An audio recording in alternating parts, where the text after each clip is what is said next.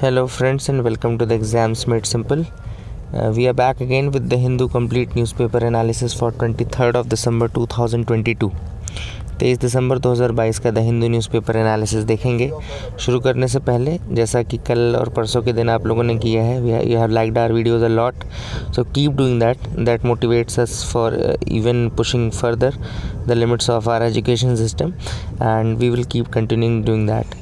Start करते हैं सबसे पहले आज के सवालों के साथ, जिनके जवाब आपको देने। These are the questions related to prelims objective. First question is consider the following statements regarding the ryotwari system. ठीक है ना, तो आप लोग क्या करेंगे, आंसर आज कर देंगे, क्योंकि मैंने देखा कि आप लोग आंसर नहीं कर रहे हो, people are not answering the questions. Therefore do one thing, you will answer and in the comment section the first comment will be pinned as the answers. ठीक है ना, तो आप उसको मैच कर सकते हैं। सवाल है, consider the following statements regarding ryotwari system. Statement 1 is it was introduced by Thomas Munro. Second statement is the ownership rights were handed over to the peasants. And the third statement is major areas of introduction include Madras, Bombay, parts of Assam and Coorg provinces of the British India. Which of the following statements are correct? 1 and 2, 1 and 3, 2 and 3 या 1, 2, 3. Question number 2 is the Ilbert Bill controversy is said to be a high watermark in the Indian history. Ilbert Bill के बारे में आप सबको पता होगा कि बहुत बड़ी कंट्रोवर्सी हुई थी during the times of Lord Lytton and after that Ripon. Both were involved in this. तो आपको बताना है कि क्यों Ilbert Bill एक कंट्रोवर्सी था। First, because of the racial discrimination between Indian and the European. Second, suppression of Indian media houses and their nationalization by the government. Third is security lapse on the Indian borders, especially the northwestern frontier. आपको correct answer बताना है, one only, 1 and 2, 2 and 3 या 1 and 3. Question number 3 is the partition of Bengal was revoked in 1911 by. Partition of Bengal revoke किसने किया था? Options are A Lord Minto, B Lord Hardinge, C Lord Chelmsford या चलो सी, तीन ही option है, इनमें से आपको बताना है, या D none of the above. ठीक है ना, डी लिख लो, नन ऑफ द अबव। तो just tell me the answer for these 3 questions. I hope you will try to answer, see the answer in the pinned comment 1। ठीक है, आगे एक और क्वेश्चन आज मैं आपको दे रहा हूँ for the CSAT part, क्योंकि कल किसी ने रिक्वेस्ट की थी कि सी सैट के क्वेश्चंस की प्रैक्टिस नहीं हो रही है। तो just do one thing, just write down one CSAT question also. If x is a positive integer such that 2x + 12 is perfectly divisible by x, then the number of possible values of x is. तो x एक positive integer है and 2x + 12 जो equation है it is perfectly divisible by x। तो आपको बताना है कि number of possible values x की कितनी हो सकती हैं, what can be the possible values of x। I hope you will try to answer. Options आपके सामने हैं, करेक्ट आंसर आपको पिन्ड कमेंट में मिल जाएगा। मूव करते हैं न्यूज़ एनालिसिस पार्ट में। सबसे पहली जो न्यूज़ है वो है इंडियन सेमीकंडक्टर मिशन के रिगार्डिंग। कल minister of state for electronics and information technology ने लोकसभा में इंडियन सेमीकंडक्टर मिशन के बारे में बताया, इंडिया सेमीकंडक्टर मिशन। तो क्या है, ISM याद रखिएगा, एक इंडिया सेमीकंडक्टर मिशन है कि इंडिया को सेमीकंडक्टर के फील्ड में एक हब बनाना है। ठीक है, आप सबको पता है कि our semiconductor industry is highly dependent upon China and Taiwan पे बहुत ज़्यादा डिपेंडेंट है। एंड इसीलिए सेमीकंडक्टर्स को डेवलप करने के लिए हमें रिसेंटली जब यूक्रेन और रशिया का क्राइसिस हुआ था, वॉर क्राइसिस हुआ था, तो सेमीकंडक्टर का जो ट्रेड है उसमें काफ़ी ज़्यादा दिक्कत हुई थी। And that is the reason why the prices of all the equipments which are dependent upon semiconductors, for example computers and other electronic technologies, they shot up काफ़ी ज़्यादा बढ़ गए थे प्राइसेस। तो इस तरीके से अगर हम इंडिजनाइज कर दें सेमीकंडक्टर को भी, मतलब यहाँ पे अपने मैन्युफैक्चरिंग और फैब्रिकेशन यूनिट सेटअप कर लें, तो we will not be dependent upon China and Taiwan and that will enhance help us in our economy boost. तो यहाँ पे ये चीज़ इंपॉर्टेंट है। Digital India corporation is a not for profit company. याद रखिएगा, डिजिटल इंडिया कॉरपोरेशन जो है उसको बनाया गया है for ISM, India semiconductor mission के लिए एक इंडिपेंडेंट बिजनेस डिवीज़न के रूप में बनाया गया है within Digital India Corporation. Digital India Corporation एक नॉट फॉर प्रॉफिट कंपनी है जिसको ministry of electronics and information technology ने section 8 of the Companies Act 2013, ठीक है, तो सेक्शन 8 कंपनीज़ एक्ट 2013 का है, उसके अंदर इस्टेब्लिश किया गया है डिजिटल इंडिया कॉरपोरेशन को as not for profit company. And ये पूरा ministry of electronics and information technology के अंदर आता है। मैंडेट ऑब्वियसली बात है, it has all the administrative and financial power and is tasked with the responsibility of catalysing the India semiconductor ecosystem. ठीक है ना। तो इसको पावर दी गई है कैटलाइज करने की सेमीकंडक्टर इकोसिस्टम का। और अब सेमीकंडक्टर से रिलेटेड कौन कौन सी चीज़ें रहेंगी, ऑब्वियसली मैन्युफैक्चरिंग रहेगी, फैब्रिकेशन रहेगा, पैकेजिंग रहेगा एंड डिज़ाइन रहेगा। तो manufacturing, packaging, fabrication and design, चारों फील्ड्स में इंडिया को एक हब बनाना है, उसके लिए ये किया गया है। और जो डिजिटल इंडिया कॉरपोरेशन है, that is also nodal agency for the schemes which are approved under this semiconductor India programme, ठीक है ना। These are the things which are important. कई सेमीकॉन इंडिया प्रोग्राम के अंतर्गत सेमीकॉन इंडिया प्रोग्राम क्या है, तो इसको याद रखिएगा 2021 में लॉन्च किया गया था। सेमीकॉन यानी सेमीकंडक्टर इंडिया प्रोग्राम 2021 में लॉन्च किया गया था। एम है इसका to develop the semiconductor and display manufacturing ecosystem in the country by providing financial support. तो सेमीकॉन इंडिया प्रोग्राम 2021 में लॉन्च किया गया था to display the manufacturing ecosystem in India and financial support भी प्रोवाइड करना था कंपनीज़ को which are investing in the semiconductors field. तो ये भी इंपॉर्टेंट है, याद रखिएगा। कुछ स्कीम्स है जो कि सेमीकॉन इंडिया प्रोग्राम के अंतर्गत है, कौन कौन सी, जैसे एक मॉडिफाइड स्कीम है for setting up semiconductor fabrications in India and attracting large investments, ठीक है। फिर modified scheme for setting up display fabs in India. फिर scheme for setting up compound semiconductors, silicon photonic, sensor fabs, discrete semiconductor fab, ये सब अलग अलग schemes हैं। फिर एक डिज़ाइन लिंक्ड इंसेंटिव स्कीम भी है। डिज़ाइन लिंक्ड इंसेंटिव स्कीम जो है वो इंसेंटिव्स प्रोवाइड करता है for designing the infrastructure related to chips, circuits, system of chips, है ना। तो ये सब चीज़ें डिज़ाइन करने के लिए आपको इंसेंटिव्स प्रोवाइड किए जाते हैं। तो all these things are there. I hope you got clarity regarding this semiconductor India programme. आगे मूव करते हैं। फ्रंट पेज की एक न्यूज़ है, dispute with Maharashtra on border a close chapter. अब यहाँ पे कर्नाटक और महाराष्ट्र के बीच में एक बॉर्डर डिस्प्यूट है, आप सबको पता होगा, that is the Belagavi region. जो बेलगावी रीजन है वो काफ़ी ज़्यादा एक डिस्प्यूट क्रिएट करता है बिटवीन महाराष्ट्र एंड कर्नाटका। तो let me go into the details of the dispute first. तो सबसे पहले अर्स्टवाइल जो बॉम्बे प्रेसिडेंसी थी, it was a multilingual province जहाँ पे अलग अलग भाषाओं के लोग रहते थे, ठीक है ना। एंड अभी जो प्रेजेंट डे कर्नाटका के रीजन्स है, विजयपुरा, बेलगावी एंड धारवाड़, उत्तर कन्नडा के रीजन्स हैं, they were earlier the part of this Maharashtra region. पहले ये महाराष्ट्र के पार्ट हुआ करते थे, ठीक है ना, मतलब ये अर्स्टवाइल जो बॉम्बे प्रेसिडेंसी थी उसके पार्ट हुआ करते थे। 1948 में बेलगाम म्यूनिसिपैलिटी ने रिक्वेस्ट किया कि since their district is predominantly Marathi speaking population, therefore it should be incorporated into the proposed Maharashtra state. जो प्रपोज है महाराष्ट्र स्टेट था उसमें उनको रखा जाए। लेकिन जब स्टेट रीऑर्गेनाइजेशन एक्ट आया 1956 का, when the state reorganisation act of 1956 came, the state was divided on the lines of linguistic and administrative lines. तो इसमें क्या हुआ, बेलगांव को एंड अदर 10 तालुकास जो बॉम्बे स्टेट में पहले हुआ करती थी, दे वर ट्रांसफर्ड इनटू द कर्नाटका, ठीक है ना। कर्नाटका पहले मैसूर स्टेट था, बाद में इसको रीनेम किया गया कर्नाटका, तो उसमें डाल दिया गया। फिर एक और कमीशन बनाई गई थी, महाजन कमीशन, याद रखिएगा। तो रीऑर्गेनाइजेशन के ही डिस्प्यूट को अंडरस्टैंड करने के लिए, जो महाराष्ट्र और कर्नाटका के बीच का डिस्प्यूट है उसको समझने के लिए एक महाजन कमीशन बनाई गई थी। सो महाजन कमीशन ने भी अपनी जो रिपोर्ट दी थी उसमें यही कहा था। महाजन कमीशन ने कहा कि जो एरियाज़ बेलगावी के एरियाज़ हैं, बेलगावी का एरिया, बेलगांव का एरिया वो कर्नाटका के साथ रहेगा, that will not go to the Maharashtra, ठीक है ना। हालांकि उन्होंने कुछ विलेजेस महाराष्ट्र को ज़रूर दिए थे, लेकिन जो मेजर बेलगावी रीजन था, जो बेलगांव का रीजन था, वो रिमेन करेगा विद द कर्नाटका, ठीक है ना। तो ये चीज़ इंपॉर्टेंट है, याद रखिएगा। महाजन कमीशन को हेड किया था चीफ जस्टिस मेहरचंद महाजन ने। अगली जो न्यूज़ है वो है cervical cancer jabs for girls. तो यहाँ पे जो लड़कियाँ 9 से 14 साल की उम्र के बीच की रहेंगी, the girls between the age of 9 to 14, they will be provided vaccination jab against cervical cancer through school, ठीक है ना। तो सर्वाइकल कैंसर से बचाने के लिए स्कूल्स में एक प्रोग्राम लॉन्च किया जाएगा जिसके तहत उनको वैक्सीनेशन का जो जैब है वो दिया जाएगा, ठीक है ना। This will be the programme which will be rolled out by mid 2023, mid 2023 में इसको लॉन्च किया जाएगा। एक वन टाइम कैचअप वैक्सीन रहेगी which will be provided for the adolescent girls between the age of 9 to 14, इनको provide किया जाएगा।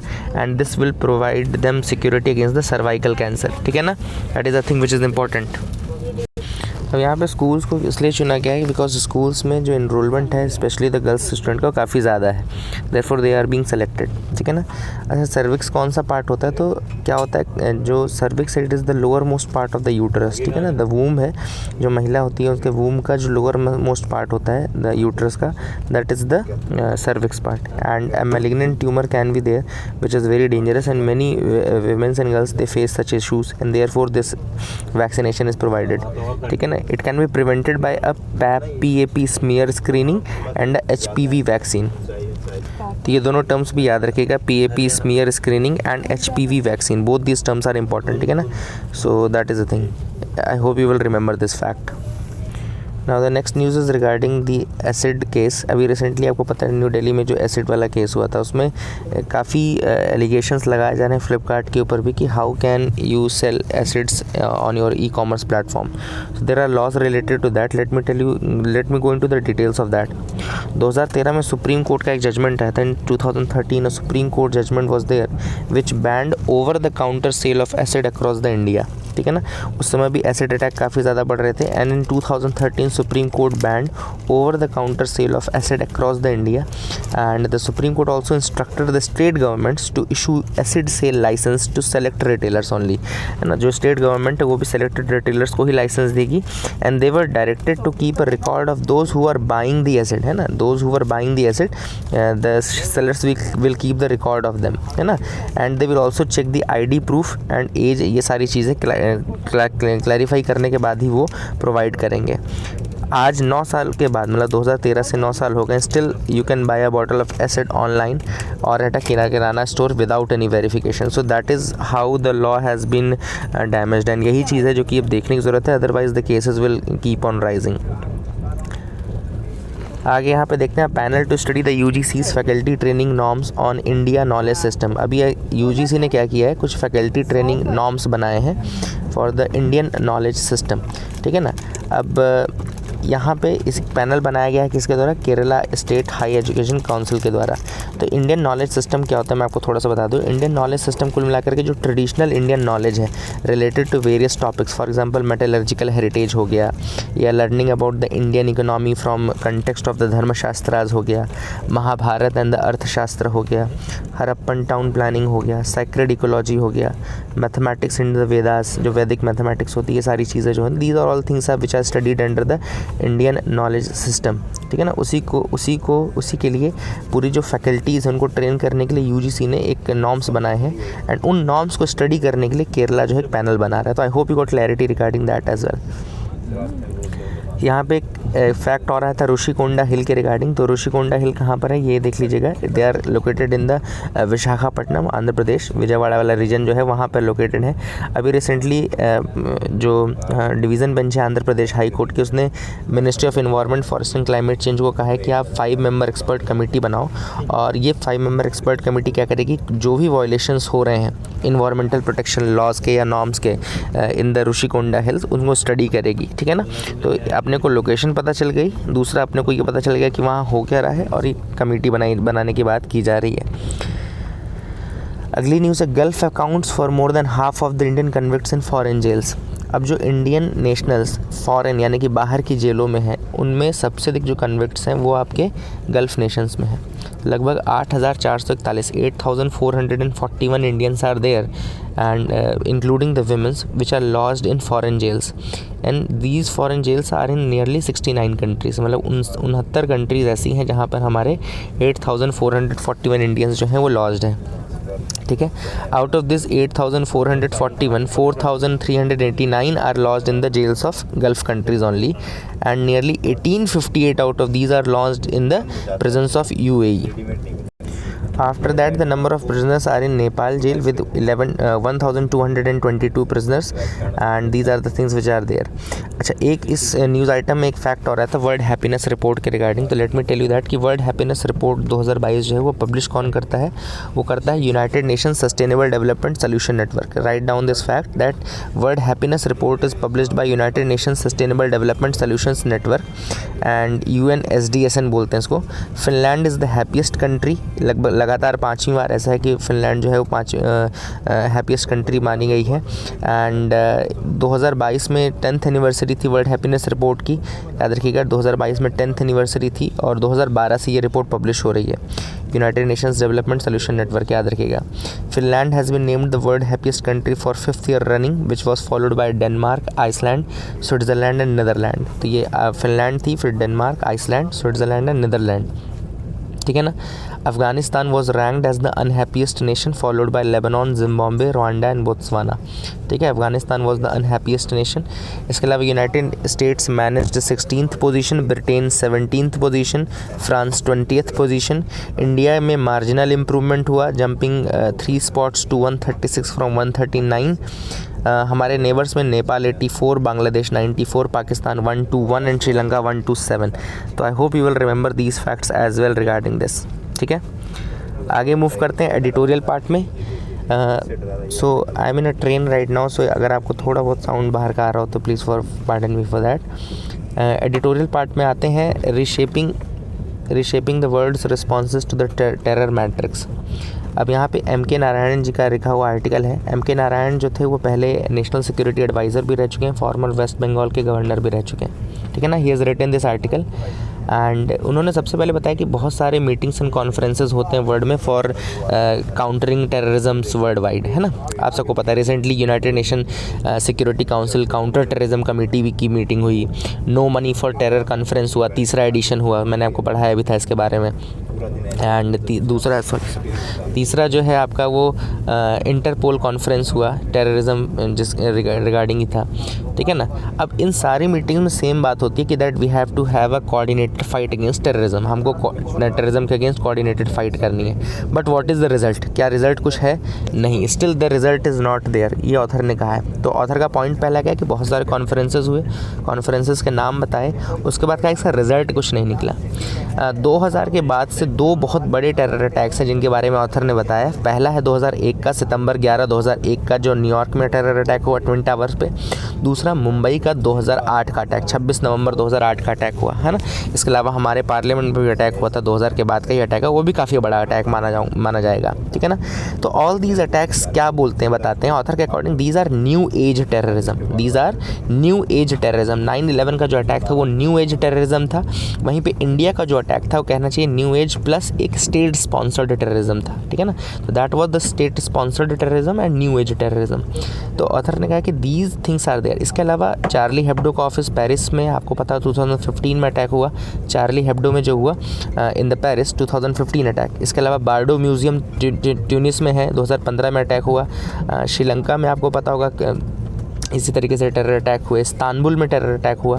सो these are the new age terrorism, जहाँ पे टेररिज्म अपने आप सोफिस्टिकेशन इंक्लूड करता जा रहा है। There is evolution in the field of terrorism as well, and वहाँ पे सोफिस्टिकेशन आता जा रहा है। तो in order to fight this new age terrorism you have to have a very important coordinated effort, and बहुत ज़्यादा आपको इंटरऑपरेबिलिटी के साथ अटैक करना पड़ेगा काउंटर करने के लिए, ठीक है ना। टेररिज्म इज़ ओमनी प्रेजेंट, ऐसी कोई कंट्री नहीं है जो कह सकती कि टेररिज्म हमारे यहाँ नहीं है ना। Every country is facing the threat, even the developed countries are facing this threat. But हाँ, डेफिनेटली जो कुछ ऐसे रीजन्स हैं जहाँ पर जैसे अफ्रीकन रीजन्स कुछ हो गए, आपका पाकिस्तान अफ़गानिस्तान वाला रीजन हो गया, यहाँ पे काफ़ी ज़्यादा है ना। स्पेसिफिकली जो अभी रिसेंटली अलकायदा है, IS है, तालिबान है, these are the groups which are very active. Haqqani network हो गया, अफगानिस्तान में हक्कानी नेटवर्क भी है। तो these are the groups which are very much violent as well as they're very active as well, ठीक है ना। and in order to handle all these problems you have to change your strategy a bit and not just keep on going on for meetings and all, कि बार बार केवल meetings करने से solution नहीं निकलेगा, ठीक है ना। This is what the author has said in this article. तो ऑथर ने सबसे पहले बताया कि किस तरीके से अपन इससे फाइट कर सकते हैं। तो ऑथर ने एग्जांपल दिया कि सबसे first thing what you have to do is that you have to give a proper definition to terrorism. जो आज तक लोग बचते हैं कि टेररिज्म की क्या डेफिनेशन है, एंड कई बार इंडिया ने भी इसको प्रपोजल दिया था, तो वो चीज़ क्लियर नहीं कि व्हाट इज़ एक्चुअली टेररिज्म, क्या क्या चीज़ें इंक्लूड होंगी। क्योंकि जब आप क्लियरली डिफाइन नहीं कर पाओगे तो will not be able to draw the boundaries regarding that कि ये टेररिस्ट एक्टिविटी है कि नहीं है, ठीक है। दूसरी चीज़ ऑथर ने ये बताई है कि जो एक दूसरा ऑथर ने कहा है कि पहले एक प्रपोजल था to reactivate the comprehensive convention on international terrorism, एक कन्वेंशन की बात की गई थी, comprehensive convention on international terrorism, तो वो आज भी लैंग्वेज कर रहा है यूएन में। इंडिया ने 1990s में प्रपोज किया था कि एक comprehensive convention on international terrorism होना चाहिए, लेकिन यूएन ने इसको अभी तक प्रपोजल फाइनल नहीं दिया है। तो ऑथर ने कहा कि इसको रीएक्टिवेट कर देना चाहिए। देन तीसरा ऑथर ने कहा कि जो कई कंट्रीज़ क्या है अपने फ़ायदे नुकसान के हिसाब से गुड टेररिज्म और बैड टेररिज्म के हिसाब से डिवाइड करते हैं, वो डिवीज़न बंद हो जाना चाहिए। There should not be any division like good terrorism is terrorism, overall categorically वो ख़राब है ना, ये एक्सेप्ट करना पड़ेगा। और इसको गुड और बैड में अगर हम करेंगे तो the same thing will happen, जैसे कि रशिया और यूएस के कारण अफ़गानिस्तान में हुआ है ना, ये सारी चीज़ें होती रहेंगी। एंड इसके अलावा ऑथर ने कहा है कि काउंटर टेररिज्म जो एजेंसीज़ हैं वर्ल्ड की, उनको अपनी कैपेबिलिटीज़ और स्किल्स को और बढ़ाना पड़ेगा ताकि वो न्यू एज टेररिज्म को फेस कर सकें। इसके अलावा काउंटर टेररिज्म जो एजेंसीज़ हैं उनको कोऑर्डिनेटेड मैनर में इंटेलिजेंस भी एक्सचेंज करना पड़ेगा, टैक्टिक्स भी एक्सचेंज करनी चाहिए, ये सारी चीज़ें ऑथर ने कहा है। ठीक है ना, तो I hope you got clarity regarding that. And जो नए पैटर्न है टेररिज्म के, फॉर एग्जांपल इनेबल्ड टेररिज्म या फिर रिमोट कंट्रोल टेररिज्म, जहाँ पे वायलेंस जो है गाइड होता है by thousands of miles away, है ना, इस तरीके से, या dangers of internet enabled terrorism. तो जो ये इंटरनेट इनेबल्ड टेररिज्म हो गया, रिमोट कंट्रोल्ड टेररिज्म हो गया, तो ये सारी चीज़ों को कंट्रोल करने के लिए हमको नए पैटर्न्स और नए मेथडोलॉजीज़ भी इवॉल्व करने पड़ेंगे। इसके अलावा ऑथर ने ये भी कहा कि जो इंडिया का साउथ वाला रीजन है, for example recently Tamil Nadu Coimbatore में अटैक हुआ, मंगलुरु में अटैक हुआ, हालांकि अटैक छोटे हैं लेकिन फिर भी ये एक चीज़ की तरफ मतलब पॉइंट आउट कर रहे हैं कि जो रेडिकलाइजेशन है स्पेशली इन दीज रीजन्स वो ज़्यादा बढ़ता जा रहा है। स्पेसिफिकली केरला में हमने देखा कई बार IS के कई लोग पकड़े गए हैं। तो these regions are facing the radicalisation a lot and therefore यहाँ पर हमको सदर्न रीजन को थोड़ा वो करना पड़ेगा, इन एक्टिविटीज़ को ना केवल प्रोहिबिट करना है बल्कि इनके ऊपर हमको ज़्यादा मतलब विजिलेंस रखनी पड़ेगी। तो I hope you got clarity regarding that as well. दूसरा जो आर्टिकल है वो है US actions the worry of global trade lawlessness. तो यहाँ पे बात चल रही है सिग्निफिकेंट डेवलपमेंट। रिसेंटली आपको पता होगा कि WTO के पैनल रिपोर्ट आए जिसमें जो US ने 25% और 10% का टैरिफ लगाया था स्टील एंड एल्यूमिनियम पे। याद रखिएगा, US ने टैरिफ लगाया था 25% का और 10% का on steel and aluminium, and ये इसको उन्होंने गलत ठहरा दिया है। WTO ने कहा कि ये सही नहीं है, एंड ये case China, Norway, Switzerland and Turkey ने पॉइंट आउट किया था WTO के सामने। ठीक है ना। अब US ने क्या कहा था, इसको जस्टिफाई किया था जो उसने टैरिफ बढ़ाया था स्टील और एल्यूमिनियम पे, by pointing out towards article 21 यानी कि XX1 जो है of GATT General Agreement on Tariff and Trade जो है, उसके आर्टिकल 21 को पॉइंट आउट किया था, which allows the countries to deviate from their trade obligations on the grounds of national security. ठीक है ना, तो नेशनल सिक्योरिटी के ग्राउंड पे वो अपने ट्रेड ऑब्लिगेशंस को थोड़ा डेविएट कर सकते हैं। इसीलिए उसने कहा कि भैया हम स्टील एल्यूमिनियम के ऊपर टैरिफ बढ़ाएंगे। लेकिन एक दूसरा आर्टिकल भी है, आर्टिकल 21B का सबसेक्शन 3 जो है GATT का, it allows the country to take any action which it considers necessary for the protection of its essential security interest taken in the time of war और other emergency.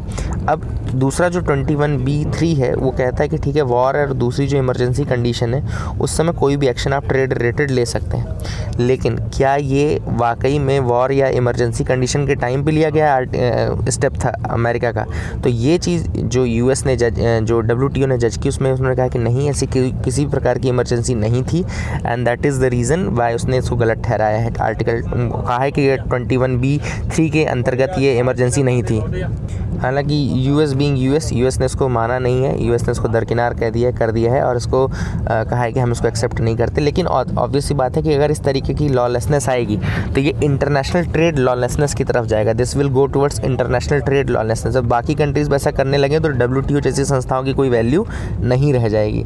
So Y will इनका पूरा जोर जो चलता है वो developing countries के ऊपर ही चलता है ना, एक तरीके से कहना चाहिए तो these are things which are there. आज ओपिनियन में आया, should the courts be closed for vacations, तो क्या वैकेशन बेंच लगनी चाहिए, वैकेशन होनी चाहिए कोर्ट्स की। तो यहाँ पे इंदु मल्होत्रा जी का कहना है कि बिल्कुल लगनी चाहिए। इंदु मल्होत्रा जी को आप जानते होंगे, is the retired justice of the supreme court. Indu Malhotra ji का कहना है कि बिल्कुल होनी चाहिए, बिकॉज जजेस जो है इंडियन जुडिशरी बहुत ज़्यादा वर्क करती है, दूसरे किसी भी कंट्री की जुडिशरी से ज़्यादा वर्क करती है। एंड जो केसेस हैं they are lot in numbers, है ना, almost 25,000 cases which are filed each year, and you can not compare the court to other arms of the democracy. Files जो हैं वो ज़्यादा वॉल्यूमिनस होती जा रही हैं, धीरे धीरे इश्यूज़ जो हैं काफ़ी कॉम्प्लेक्स आते जा रहे हैं, एंड जजेस और जो इनके काफ़ी ज़्यादा रीडिंग राइटिंग जो वर्क है, एनालाइजिंग का जो वर्क है, बहुत सारा किया जाता है, and therefore they require time and efforts, and इस कारण से डेफिनेटली उनको देना पड़ेगा आपको ब्रेक। देवदत्त कामत जो कि एडवोकेट, उनका भी यही कहना है कि भैया जुडिशरी को क्या मिलना चाहिए, नहीं मिलना चाहिए, इसका फैसला नॉन जुडिशियल लोगों को नहीं करना चाहिए, because the work type is different. India में लगभग 190 टू 195 वर्किंग डेज़ हैं, तो अगर दूसरी कंट्री से कंपेयर करें तो सिंगापुर में 145 हॉलीडेज़ होते हैं, यूके सुप्रीम कोर्ट में 180 हॉलीडेज़ होते हैं, कनाडा में 120 हॉलीडेज़ होते हैं, है ना। दूसरा अगर आप देखें तो बहुत सारी कंट्रीज़ है जहाँ पे वर्किंग डेज़ बहुत कम है। The next article is regarding uncontrolled re entry of satellites, ठीक है ना। तो uncontrolled re entry of satellite, अब हो क्या रहा है, देखो बहुत आपको पता है कि लगभग 140 अभी रिसेंटली एक्सपर्ट्स एंड डिग्नेटरीज़ ने एक ओपन लेटर पब्लिश किया था by the outer space institute के 140 एक्सपर्ट्स ने लेटर साइन किया था, जिसमें उन्होंने कहा था कि देखो क्या हो रहा है कि बहुत सारी कंट्रीज़, आप सबको पता है कि they are in the satellite race, बहुत सारी सैटेलाइट्स हैं जो कि जा चुकी हैं ऊपर, और होता क्या, एक बार तो वो ऊपर जाती हैं, उसके बाद वो री एंट्री करती हैं, मतलब जब उनका टाइम पीरियड ओवर हो जाता है तो वो दोबारा वापस आती हैं एंड अर्थ के एटमॉस्फेयर में दोबारा एंटर करती हैं। तो जो ये री एंट्री है, ये री एंट्री दो तरीके से हो सकती है, एक तो कंट्रोल्ड हो सकती है, दूसरी अनकंट्रोल्ड। कंट्रोल्ड मतलब कि आपको पता है कि वो सैटेलाइट कहाँ पे जा कर के गिरेगी, एंड अनकंट्रोल्ड में आपको नहीं पता रहता कि कहाँ गिरेगी और उसको आप कंट्रोल नहीं कर सकते। व्हाट हैपेंस इज़ दैट कि जब सैटेलाइट री एंट्री करती है और मान लीजिए किसी ऐसे एरिया में गिरी जहाँ पे ह्यूमन हैबिटेशन ज़्यादा है, तो what will happen is that it will cause a lot of damage in that region, and बहुत सारे ह्यूमन बींग्स का लॉस हो सकता है, ठीक है। तो these things can be there. अब इस अनकंट्रोल्ड जो एंट्री है, इसको किस तरीके से बचाया जा सकता है, किस तरीके से रोका जा सकता है। फॉर एग्जांपल रिसेंटली हमारी जो RISAT थी, इसरो की सैटेलाइट है RISAT-2, उसका भी री एंट्री हुआ इंडियन एटमॉस्फेयर में वापस से, और ये कंट्रोल्ड एक एंट्री थी जिसका फाइनली जब वो गिरा तो वो इंडियन ओशन में जाकर के गिरा, जहाँ पे कोई भी इस तरीके का ह्यूमन हैबिटेशन नहीं था, ठीक है ना। तो ऑथर ने वही कहा है कि लेकिन जब SpaceX गिरा, SpaceX Falcon 9 जो गिरा वो इंडोनेशिया के आसपास जाकर के गिरा, है ना, इंडोनेशिया में जाकर के गिरा, and there are many risks which are attached, न केवल ह्यूमन लॉस, बल्कि अगर मान लो उस सैटेलाइट के अंदर कुछ ऐसे कंपोनेंट्स डले हुए हैं जैसे रेफ्रिजरेशन में या इन सब जगहों पे ऐसे कुछ कंपोनेंट्स हैं विच आर केमिकल कंटामिनेशंस, तो what it poses that it poses a risk for chemical contamination of that region जहाँ पर वो गिरेगा। तो इस तरीके के इवेंट्स हो सकते हैं। अच्छा, इस आर्टिकल में एक और चीज़ बताई गई है 1972 का liability convention. There is a liability convention of 1972, ठीक है ना।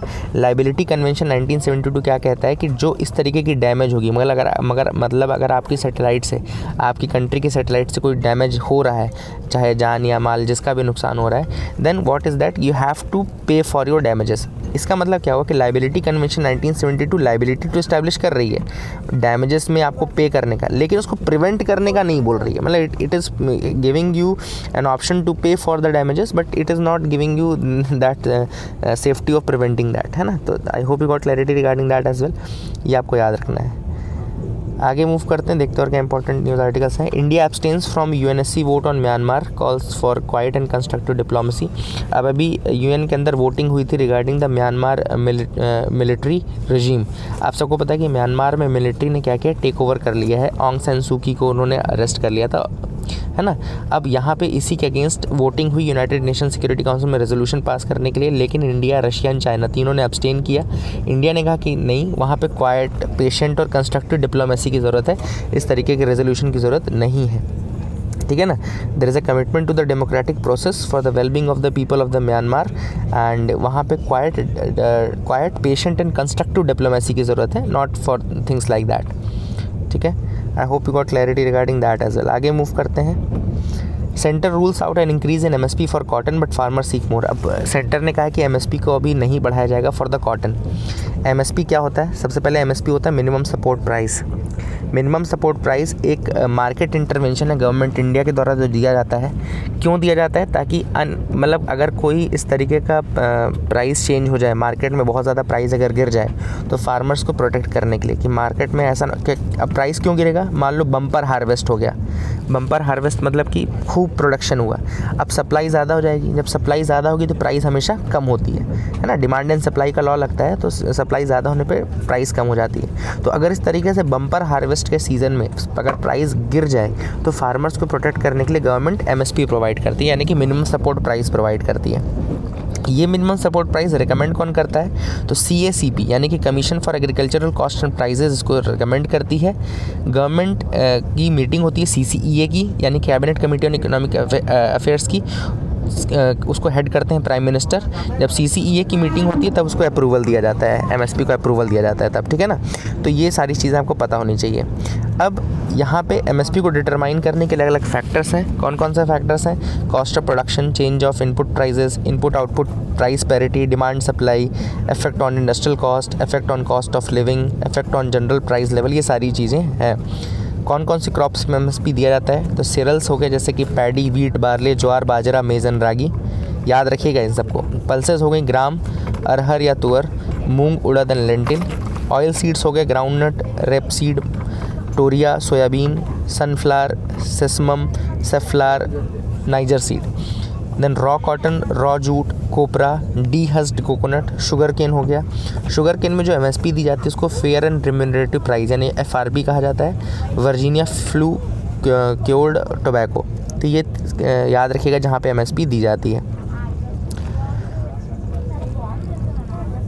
Armed forces get nod for acquisition valued at 84,328 crore. याद रखिएगा आर्म्ड फोर्सेस जो भी एक्विजिशन करती हैं, यानी कि डिफेंस रिलेटेड जितना भी एक्विजिशन होता है उसका अप्रूवल होता है डिफेंस एक्विजिशन काउंसिल के द्वारा। तो याद रखिएगा डिफेंस एक्विजिशन काउंसिल है जो कि अप्रूवल देती है एक्विजिशन के रिगार्डिंग। डिफेंस एक्विजिशन काउंसिल को हेड कौन करता है? तो डिफेंस मिनिस्टर हेड करता है। इसके अलावा एक कैबिनेट कमेटी ऑन सिक्योरिटी भी है, there is a cabinet committee on security, उसको कौन हेड करता है? उसको हेड करते हैं प्राइम मिनिस्टर। तो please make sure you remember these facts as well. So एक और लास्ट न्यूज़ है, Japan reverses nuclear plan adopted post Fukushima crisis. तो जापान ने अपनी एक नई पॉलिसी अडॉप्ट कर ली है now regarding the nuclear, and this policy is promoting greater use of nuclear energy to ensure a stable power supply amid global fuel shortages and reduce the carbon emission. Carbon emission को reduce करने के लिए उन्होंने कहा है कि nuclear energy का use ज़्यादा करेंगे। अब एक्चुअली हुआ क्या था, 2011 में जब फुकुशिमा क्राइसिस हुआ था, आपको पता है कि फुकुशिमा दाइची का न्यूक्लियर जो पावर प्लांट था उसमें काफ़ी बड़ा, उसमें जो कोल्ड स्टोरेज यूनिट होती है, 2011 में उसमें डिज़ास्टर आ गया था। बहुत सारे लोगों के ऊपर मतलब नुकसान हुआ था जापान में। एंड उसके बाद उन्होंने कहा था कि हम फेज़ आउट कर देंगे न्यूक्लियर एनर्जी को बाय 2030, है ना। जापान का प्लान था कि 2030 तक वो फेज़ आउट कर देंगे, but now they are saying that कि चूँकि कार्बन एमिशन रिड्यूस करने हैं, they need a new form of energy for that, and इसी कारण से उन्होंने कहा है कि न्यूक्लियर एनर्जी को प्रमोट किया जाएगा। New taxonomy and definitions to avoid green washing. अब रिजर्व बैंक के डिप्टी गवर्नर हैं M राजेश्वर राव, उनका कहना है कि प्रॉपर डेफिनीशंस और प्रॉपर क्लासिफिकेशन चाहिए regarding these climate related energy finance and all. अगर ग्रीन प्रोजेक्ट्स हैं, क्लाइमेट रिलेटेड प्रोजेक्ट्स हैं, उनकी प्रॉपर डेफिनीशन होनी चाहिए, प्रॉपर क्लासिफिकेशन होना चाहिए ताकि ग्रीन वॉशिंग को अवॉइड किया जा सके। ग्रीन वॉशिंग क्या होता है आप सबको पता है? ग्रीन वॉशिंग मतलब कि क्या होता है, कई बार कंपनीज प्रिटेंड करती हैं कि वो एक एनर्जी कार्बन न्यूट्रल कंपनी है, मतलब कि उनका प्रोडक्ट जो है वो ग्रीन प्रोडक्ट है। ग्रीन प्रोडक्ट मतलब कि जिसमें कार्बन एमिशन ना हुआ हो, लेकिन एक्चुअली में वो कंपनी कार्बन न्यूट्रल रहती नहीं है। उन्होंने कार्बन ट्रेडिंग या इन सब से मतलब कार्बन यूनिट्स ट्रेड किए रहते हैं। तो green washing is actually a sort of thing कि जब आप वाकई में ग्रीन या एनर्जी कार्बन न्यूट्रल ना हो और मतलब आपने इन्वायरमेंट को नुकसान पहुंचाया हो, फिर भी आप प्रिटेंड करें या शो करें इस तरीके से कि आप कार्बन न्यूट्रल हैं और आपका प्रोडक्ट जो है वो कार्बन न्यूट्रल प्रोडक्ट बना है, तो ये ग्रीन वॉशिंग कहलाती है। तो I hope you got clarity regarding all these things. That is it for the day. Keep loving us, keep sharing us. Thank you, have a nice day.